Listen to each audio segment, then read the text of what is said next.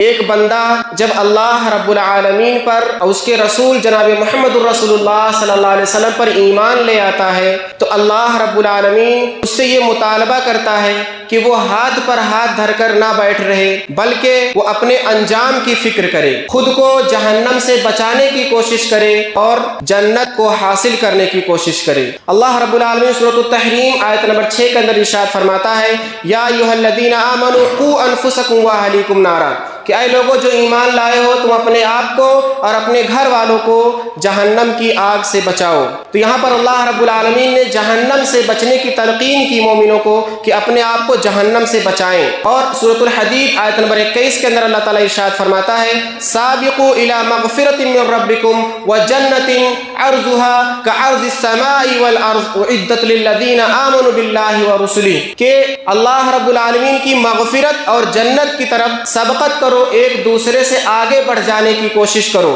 ایسی جنت جس کی چوڑائی زمین و آسمانوں کے برابر ہے۔ اسی طریقے سے سورہ آل عمران آیت نمبر 133 کے اندر اللہ تعالیٰ ارشاد فرماتا ہے، وَسَارِعُوا إِلَىٰ مَغْفِرَةٍ مِّن رَّبِّكُمْ وَجَنَّةٍ عَرْضُهَا السَّمَاوَاتُ وَالْأَرْضُ أُعِدَّتْ لِلْمُتَّقِينَ، کہ تم لوگ اللہ رب العالمین کی مغفرت کی طرف اور جنت کی طرف دوڑ پڑو جس کی چوڑائی زمین و آسمانوں کے برابر ہے، جو کہ متقیوں کے لیے تیار کی گئی ہے۔ تو ان دونوں آیتوں میں اللہ رب العالمین نے مومنوں کو یہ حکم دیا ہے کہ وہ جنت کی طرف دوڑے، جنت کی طرف سبقت کرے، نیکیوں کے ذریعے جنت کو حاصل کرنے کی کوشش کرے۔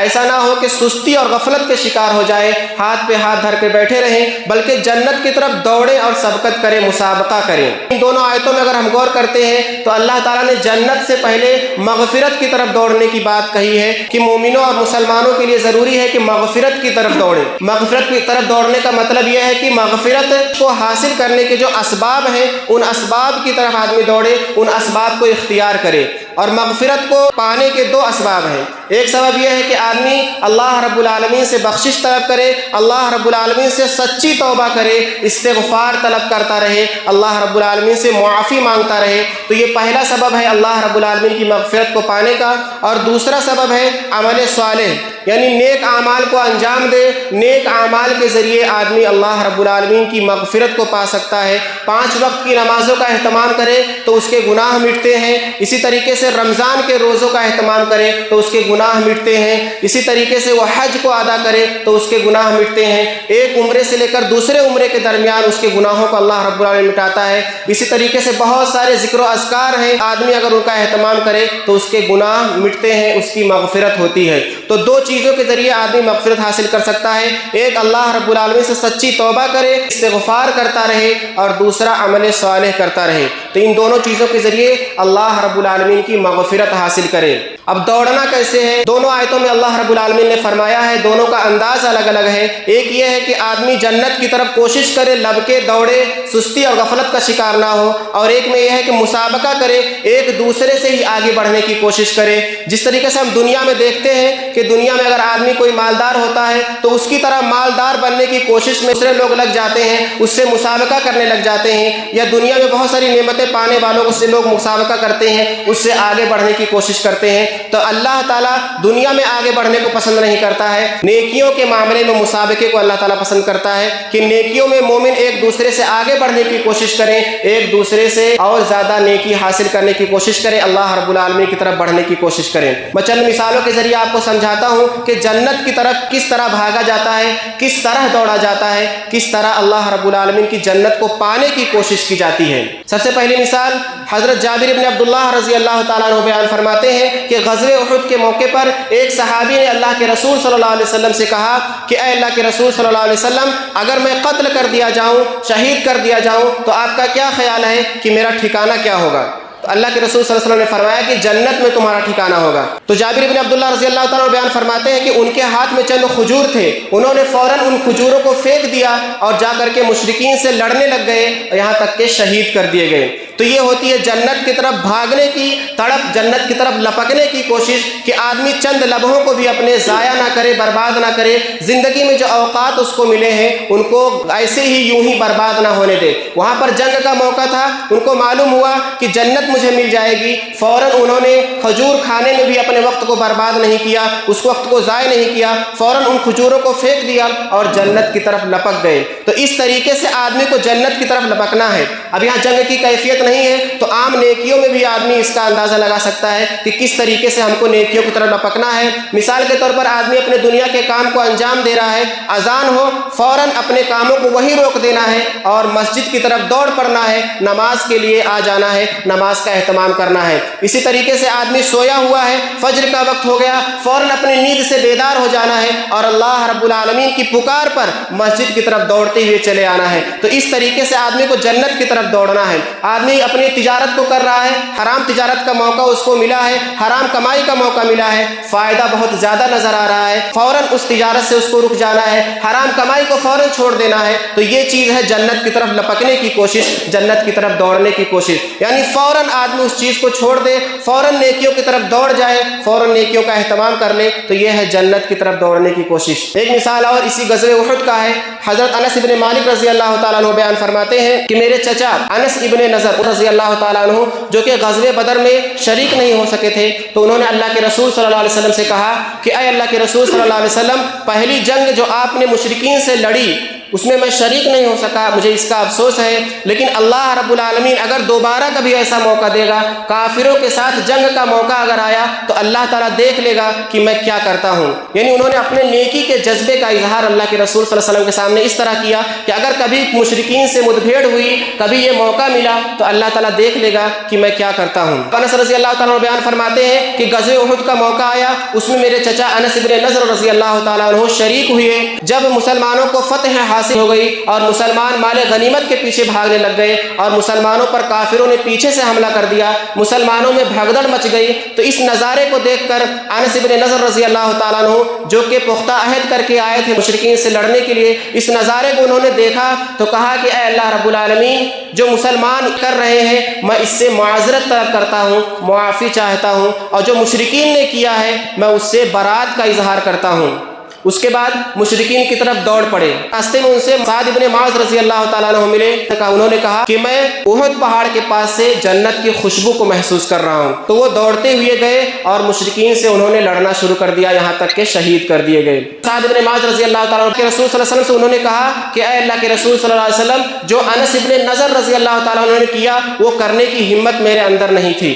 انس ابن مالک رضی اللہ تعالیٰ عنہ بیان فرماتے ہیں کہ جب غزوہ ختم ہو گیا، جنگ ختم ہو گئی، انس ابن نضر کی لاش کو تلاش کیا گیا تو ان کی لاش کو کوئی پہچان نہیں پا رہا تھا، اس لیے کہ ان کے جسم کے ٹکڑے کر دیے گئے تھے، ان کے اعضاء کو کاٹ دیے گئے تھے، یہاں تک کہ ان کی بہن نے ان کے ہاتھ کے انگلیوں کے پور سے پہچانا کہ یہ انس ابن نضر کا جسم ہے، اور ان کے جسم پر تلوار، تیر اور نیزے کے 80 سے زیادہ زخم لگے تھے۔ تو انس ابن مالک رضی اللہ تعالیٰ بیان فرماتے ہیں کہ ایسے ہی صحابہ کرام کے بارے میں اللہ رب العالمین نے یہ آیت نازل فرمائی ہے کہ من المؤمنین الرجال صدقوا ما عاهدوا الله علیہ ومنهم من قضى نحبه ومنهم من ينتظر وما بدلوا تبدیلا۔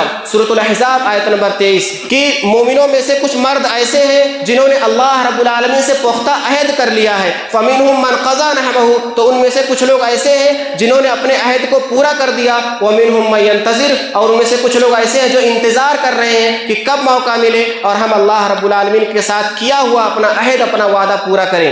وما بدلوا تبدیلا، اور وہ لوگ اپنے عہد میں کوئی تبدیلی نہیں کرتے ہیں۔ تو دیکھیے کہ یہ جنت کو پانے کا جذبہ، جنت کو حاصل کرنے کا جذبہ اس صحابی رسول صلی اللہ علیہ وسلم کے واقعے سے ہم محسوس کر سکتے ہیں کہ اگر جنت کو آدمی محسوس کر لے، جنت کو اس کا اعتماد ہو جائے، یقین ہو جائے، اور وہ جان لے کہ جنت برحق ہے، تو آدمی جنت کو کیسے محسوس کر سکتا ہے، دنیا میں جنت کے لیے کس طریقے سے وہ دوڑ سکتا ہے۔ وہاں پر انس ابن نضر رضی اللہ تعالیٰ عنہ نے دیکھا کہ یہاں پر مشرکین بالکل غالب آ چکے ہیں اور لوگوں کو بے تحاشا قتل کر رہے ہیں، اس کے باوجود وہ مشرکین سے جا کر بھیڑ گئے اور انہوں نے شہید ہونا گوارا کر لیا، اس لیے کہ انہوں نے کہا مجھے جنت کی خوشبو آ رہی ہے۔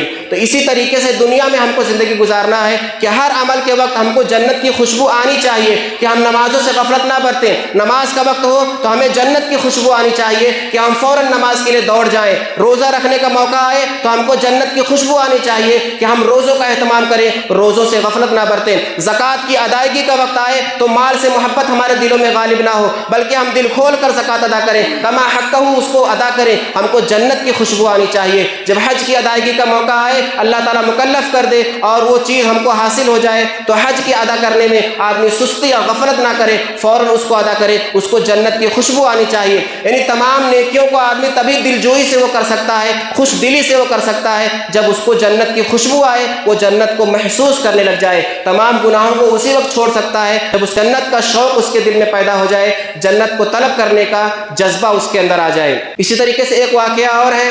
حضرت ابی بن کعب رضی اللہ تعالیٰ عنہ بیان فرماتے ہیں کہ اللہ کے رسول صلی اللہ علیہ وسلم کے صحابہ میں سے ایک صحابی تھے جن کا گھر مسجد نبوی سے سب سے زیادہ دور تھا. اس کے باوجود ان کی ایک نماز بھی ضائع نہیں ہوتی تھی, ایک نماز بھی چھوٹتی نہیں تھی. یہ بہت ہی بڑی بات ہے.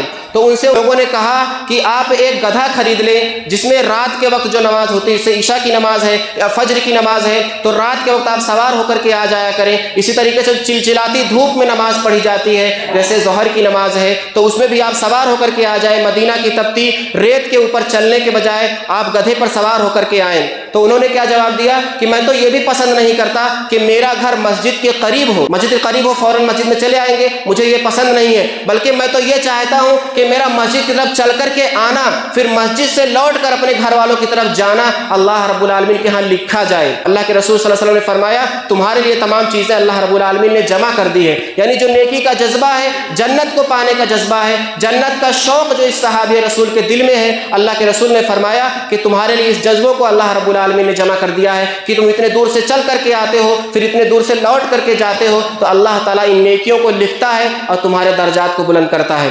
تو ذرا اس حدیث سے اندازہ لگائیے کہ ہم اور آپ کہاں کھڑے ہیں. ہم نمازوں کے لیے کس قدر غفلت کا شکار ہیں, کس قدر سستی برتتے ہیں. اور وہ صحابی رسول جن کا گھر مسجد نبوی سے سب سے زیادہ دور ہے, اس کے باوجود بھی ان کے بارے میں کہتے ہیں کہ انہوں نے ایک نماز کو بھی ضائع نہیں کیا, ایک نماز سے بھی غافل نہیں رہے, ایک نماز بھی ان کی چھوٹی نہیں. اور پھر وہ پیدل آنے کو پسند کر رہے ہیں تاکہ اللہ رب العالمین کی نیکیوں کو لکھے اور ان کے درجات بلند کرے. ہمارے پاس آج سواریاں ہیں اور مسجد کے قریب ہمارے گھر ہے, اس کے باوجود ہم سوتے پڑے رہتے ہیں. فجر کے وقت آنا ہم کو گوارا نہیں ہوتا ہے, ظہر عصر مغرب عشاء اس میں بھی غفلت کے شکار رہتے ہیں. کبھی من کرتا ہے آ جاتے ہیں, کبھی من کرتا ہے نہیں آتے ہیں. گویا کہ نمازوں ہماری زندگی میں اہمیت نہیں ہے, جنت کا شوق ہمارے دلوں میں نہیں ہے, جنت کو طلب کرنے کا جذبہ ہمارے اندر نہیں ہے. اگر وہ جذبہ آ جائے, وہ شوق آ جائے, وہ ایمان پیدا ہو جائے تو آدمی جنت کے لیے دوڑے گا, جنت کے لیے کوشش کرے گا, جنت کے لیے بھاگے گا اور ذرہ برابر بھی غفلت کا شکار نہیں ہوگا. اللہ رب العالمین نے دونوں آیتوں کے اندر فرمایا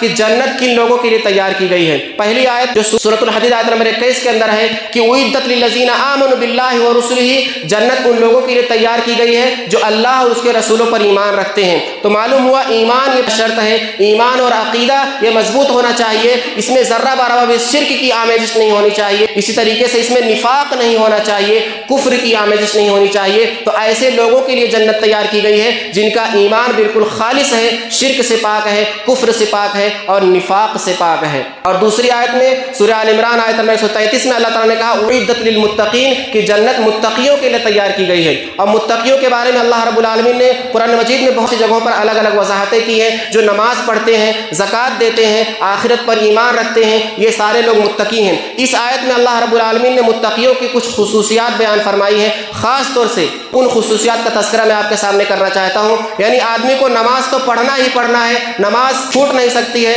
نماز کے معاملے میں کوئی کمپرومائز نہیں ہے, اس کو فرض ادا کرنا ہی کرنا ہے, حرام سے بچنا ہی بچنا ہے. لیکن جنت کے لیے کچھ خاص نیکیاں اللہ رب العالمین نے اس میں بیان فرمائی. اعدت للمتقین کہ جنت متقیوں کے لیے تیار کی گئی ہے. اور اس کی پہلی خصوصیت کیا ہے متقیوں کی؟ الذین ينفقون فی السراء والضراء, وہ لوگ جو خوشحالی میں بھی اللہ رب العالمین کی راہ میں خرچ کرتے ہیں اور تنگ دستی میں بھی اللہ رب العالمین کی راہ میں خرچ کرتے ہیں. پریشانی ہے، تنگ دستی ہے، رزق کا معاملہ ان کے ساتھ تنگ ہے، رزق میں کشادگی نہیں ہے، اس کے باوجود وہ اللہ تعالیٰ کی راہ میں خرچ کرتے ہیں. اللہ رب العالمین نے کثرت سے نوازا ہے، وافر مقدار میں نوازا ہے، تب بھی اللہ رب العالمین کی راہ میں خرچ کرتے ہیں. یعنی مال کی محبت ان کے دل میں کبھی بھی نہیں آتی ہے، چاہے مال زیادہ ہو یا کم ہو.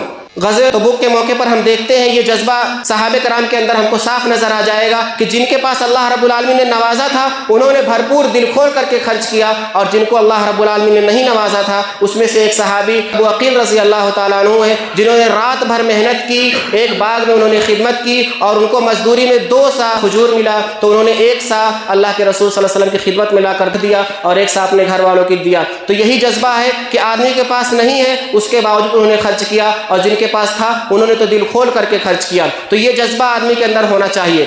میں عبد الرحمن بن عوف رضی اللہ تعالیٰ عنہ کا ایک واقعہ آپ کے سامنے پیش کرنا چاہتا ہوں. یہ تو غزوہ تبوک کا موقع تھا جہاں پر انہوں نے دل کھول کے خرچ کیا، اللہ کے رسول نے کہا تھا خاص طور سے تو آپ نے خرچ کیا، لیکن عام موقع پر ان کے خرچ کرنے کی کیا کیفیت تھی ایک حدیث سے ہم اندازہ لگا سکتے ہیں. اس کو امام احمد نے روایت کیا ہے مسند احمد میں حدیث نمبر 25032. عبد الرحمن بن عوف رضی اللہ تعالیٰ عنہ نے اپنی ایک زمین کو عثمان بن عفان رضی اللہ تعالیٰ عنہ سے بیچا 40,000 دینار میں. وہ 40,000 دینار پورا کا پورا انہوں نے قبیلے بنی زہرہ کے غریبوں میں تقسیم کر دیا، مہاجرین کے اندر تقسیم کر دیا، مسکینوں میں تقسیم کر دیا اور امہات المومنین کو تقسیم کر دیا.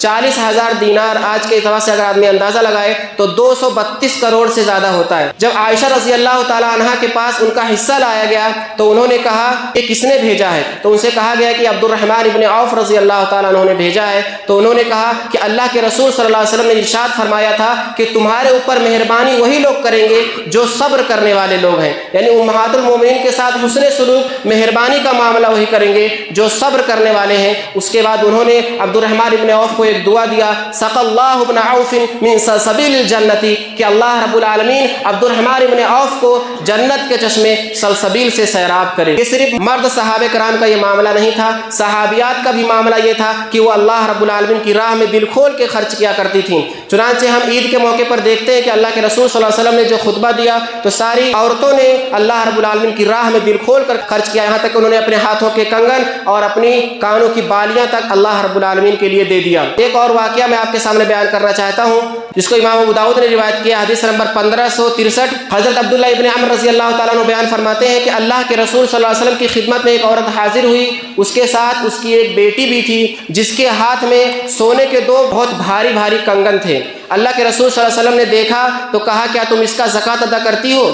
تو اس عورت نے کہا نہیں. تو اللہ کے رسول صلی اللہ علیہ وسلم نے فرمایا کیا تم یہ پسند کرتی ہو کہ اللہ رب العالمین تم کو ان کنگنوں کے بدلے میں، جو سونے کے کنگن تم نے پہن رکھے ہیں، ان کنگنوں کے بدلے میں آگ کے 2 کنگن پہنائے؟ تو فوراً وہ عورت گھبرا گئی اور اس نے فوراً دونوں کنگن کو اتارا اور کہا کہ یہ اللہ اور اس کے رسول کے لیے ہے.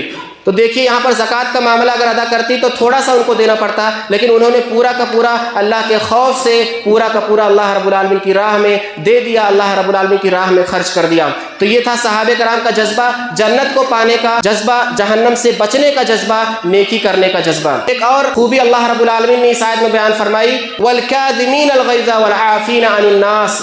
یہ دوسری خوبی ہے کہ جو غصے کو پی جاتے ہیں اور لوگوں سے درگزر کر دیتے ہیں. یہ انتہائی زیادہ اہم خوبی ہے اور آج کے دور میں تو یہ انتہائی زیادہ اہم ہے کہ ایک مومن اور مسلمان اس نیکی کو، اس عمل کو اپنے اندر پیدا کرے، اس جذبے کو اپنے اندر پیدا کرے. وَالْكَاظِمِينَ الْغَيْظَ وَالْعَافِينَ عَنِ النَّاسِ، جو غصے کو پی جاتے ہیں، یعنی اپنے غصے کو نافذ کرنے کی طاقت ہے ان کے پاس، وہ کمزور نہیں ہے بلکہ طاقتور ہیں، لیکن پھر بھی اپنے سے کمزور لوگوں کو انہوں نے غصہ دلایا، ناراضگی ہو گئی، اس کے باوجود وہ اپنے غصے کو پی جاتے ہیں. وَالْعَافِينَ عَنِ النَّاسِ، اور لوگوں سے درگزر کر دیتے ہیں. اس کا واقعہ میں آپ کے سامنے بیان فرماتا ہوں. حضرت ابو بکر صدیق رضی اللہ تعالیٰ عنہ کی بیٹی عائشہ رضی اللہ تعالیٰ عنہ پر جب زنا کا الزام لگایا گیا، منافقین نے زنا کا الزام لگایا، تو اس میں کچھ صحابہ کرام بھی شامل ہو گئے. اس میں سے ایک تھے مصطح ابن اساسہ رضی اللہ تعالیٰ عنہ، جن کے اوپر ابو بکر صدیق رضی اللہ تعالیٰ عنہ خرچ کیا کرتے تھے، یعنی ان کے نان و نفقے کی ذمہ داری ابو بکر صدیق رضی اللہ تعالیٰ عنہ نے سنبھال رکھی تھی.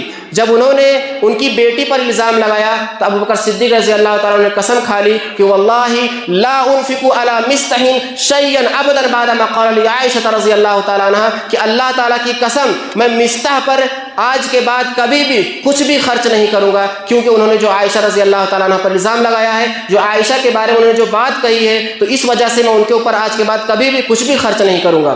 اللہ رب العالمین سورہ نور آیت نمبر 22 کے اندر فرمایا وَلَا يَأْتَلِ أُولُو الْفَضْلِ مِنْكُمْ وَالسَّعَةِ أَنْ يُؤْتُوا أُولِي الْقُرْبَى وَالْمَسَاكِينَ وَالْمُهَاجِرِينَ فِي سَبِيلِ اللَّهِ وَلْيَعْفُوا وَلْيَصْفَحُوا أَلَا تُحِبُّونَ أَنْ يَغْفِرَ اللَّهُ لَكُمْ وَاللَّهُ غَفُورٌ رَحِيمٌ۔ اسی واقعے کے پس منظر میں اللہ رب العالمین نے بیان فرمایا کہ تم میں سے جو فضل والے ہیں، جو کشادگی والے ہیں، جن کو اللہ رب العالمین نے رزق کی کثرت سے نوازا ہے، وہ قسم نہ کھائیں کہ أَنْ يُؤْتُوا أُولِي الْقُرْبَى، کہ وہ قرابت داروں کے اوپر خرچ نہیں کریں گے، مسکینوں کے اوپر خرچ نہیں کریں گے، مہاجرین کے اوپر خرچ نہیں کریں گے۔ وَلْيَعْفُوا وَلْيَصْفَحُوا، ان کو چاہیے کہ وہ معاف کر دیں، درگزر کر دیں۔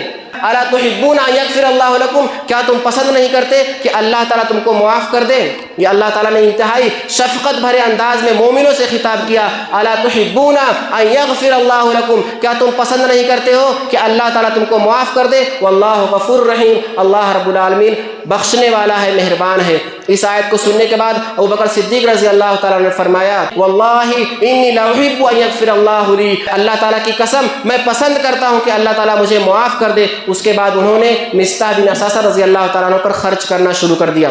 ذرا اندازہ لگائیے کہ وہ کیسا جذبہ تھا کہ ایک شخص جس نے ان کی بیٹی پر زنا کا الزام لگایا ہے، اس کے باوجود اس کو درگزر کر رہے ہیں، اس کو معاف کر رہے ہیں، اپنے غصے پر قابو رکھ رہے ہیں اور اس کے اوپر خرچ بھی کر رہے ہیں۔ آج ہم مومنوں کا یہ حال ہے کہ ہم میں سے ہر کوئی ایک دوسرے سے ناراض ہے، بیٹا باپ سے ناراض ہے، باپ بیٹے سے ناراض ہے، بھائی بھائی سے ناراض ہے، بہن بھائی سے ناراض ہے، بھائی بہن سے ناراض ہے، یہاں تک کہ عام مسلمان ایک دوسرے سے ناراض ہیں۔ ذرا ذرا سی بات پر ہمارے دلوں میں پتہ نہیں کیا بغض پیدا ہو جاتا ہے، کیا انا آ جاتی ہے کہ ہم دوسرے سے تکلم کرنا پسند نہیں کرتے ہیں، دوسرے سے سلام کرنا نہیں پسند کرتے ہیں، اور اگر سلام کر بھی لیتے ہیں تو ظاہراً سلام کر لیتے ہیں لیکن دل ہمارے نہیں ملتے ہیں، جبکہ ایسی کوئی بڑی بات بھی نہیں ہوتی ہے، چند دنیاوی معاملہ ہوتا ہے۔ جبکہ یہ صحابہ کرام ایسا نمونہ پیش کر رہے ہیں کہ بیٹی پر الزام لگانے والے کو، زنا کا الزام لگانے والے کو فوراً معاف کر رہے ہیں۔ کیوں؟ اس لیے کہ اللہ تعالیٰ نے اس کے بدلے میں معافی کا وعدہ کیا ہے کہ جو معاف کر دیتا ہے، درگزر کر دیتا ہے، اپنے غصے پر قابو پا لیتا ہے، اللہ تعالیٰ اس کو معاف کر دیتا ہے۔ اور مومن کو کیا چاہیے؟ مغفرت ہی تو چاہیے، جنت ہی تو چاہیے۔ تو ہم کو اپنا دل صاف کرنا چاہیے، اپنے باپ سے، اپنے بھائی سے، اپنی ماں سے، اپنی بہنوں سے اور عام مسلمانوں سے ہمارے دل بالکل صاف ہونا چاہیے۔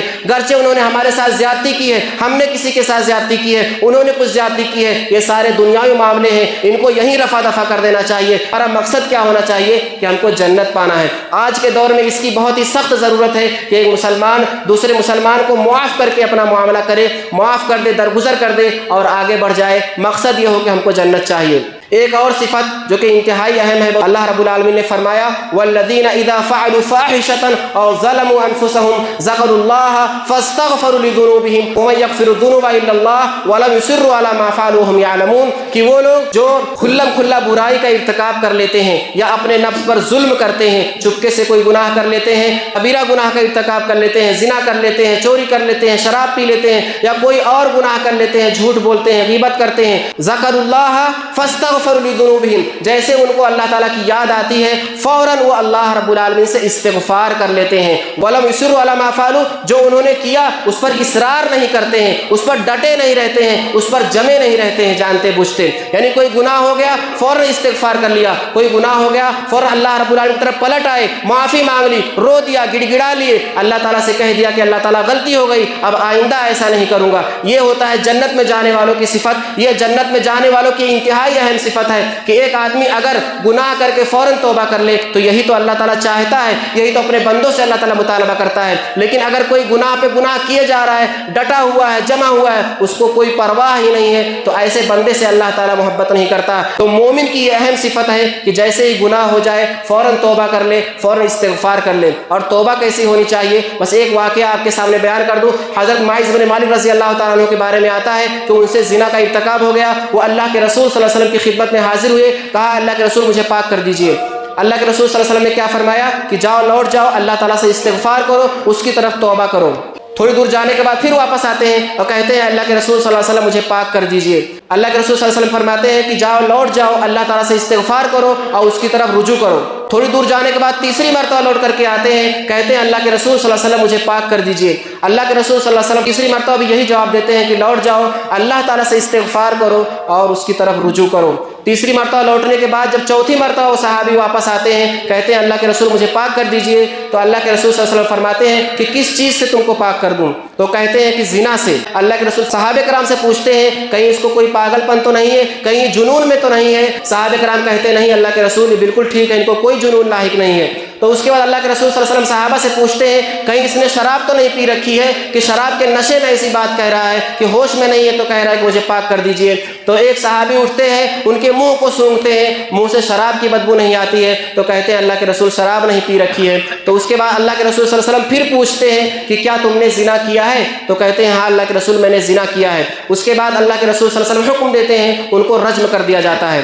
ان کو رجم جب کر دیا جاتا ہے تو اس کے بعد صحابہ کرام میں دو گروہ بن جاتا ہے۔ ایک گروہ کا یہ کہنا ہوتا ہے کہ ماعز بن مالک برباد ہو گئے، تباہ ہو گئے، ان کے گناہوں نے ان کو ڈھانپ لیا، اور دوسرے گروہ کا یہ کہنا تھا کسی کی توبہ ماعز بن مالک سے افضل نہیں ہو سکتی، اس لیے کہ انہوں نے اپنے ہاتھ کو اللہ کے رسول صلی اللہ علیہ وسلم کے ہاتھ میں دے دیا اور خود ہی کہہ دیا کہ مجھے پتھروں سے قتل کر دو۔ تو اتنی عظیم توبہ انہوں نے کی ہے کہ ان سے افضل توبہ کسی کا نہیں ہو سکتا ہے۔ اسی کشمکش میں صحابہ کرام تھے، صحابہ فیصلہ نہیں کر پا رہے تھے کہ کیا وہ گنہگار ہیں یا اللہ رب العالمین ان کی توبہ عظمت بخشی ہے، قبول کی ہے۔ آپس میں اختلاف میں تھے، 2-3 دن گزر گیا۔ تیسرے دن اللہ کے رسول صلی اللہ علیہ وسلم آتے ہیں، صحابہ کرام ایسے بیٹھے ہوئے ہیں، سلام کرتے ہیں، اللہ کے رسول صلی اللہ علیہ وسلم بیٹھ جاتے ہیں اور کہتے ہیں ماعز بن مالک کے لیے استغفار کرو۔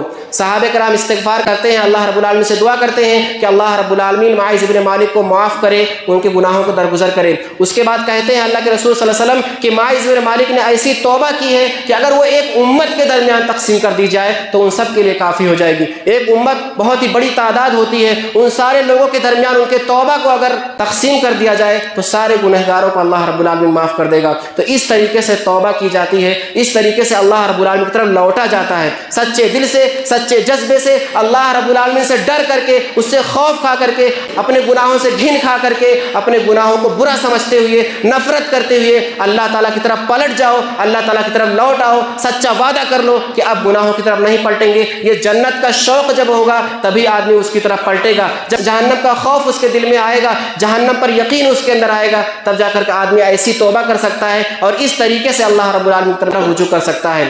آخر میں اللہ رب العالمین سے دعا کرتا ہوں کہ اللہ رب العالمین ہمیں اپنے گناہوں سے سچے دل سے توبہ کرنے کی توفیق عطا فرمائے۔ اللہ رب العالمین ہمارے دلوں میں جنت کا شوق پیدا کرے، جنت کی طرف دوڑنے، جنت کی طرف مسابقہ کرنے کی وہ سچی تڑپ پیدا کرے جیسا صحابہ کرام کے اندر تھا۔ اللہ رب العالمین ہم کو جنت کا طلبگار بنائے، جہنم سے بھاگنے والا بنائے۔ اللہ رب العالمین ہمارے ایمان کو مضبوط کرے، ہمیں شرک سے بچائے، کفر سے بچائے، نفاق سے بچائے، بدعتوں سے بچائے۔ اللہ رب العالمین ہمیں جب تک زندہ رکھے، دین اسلام پر زندہ رکھے، جب ہمارا خاتمہ ہو ایمان پر ہو۔ آمین۔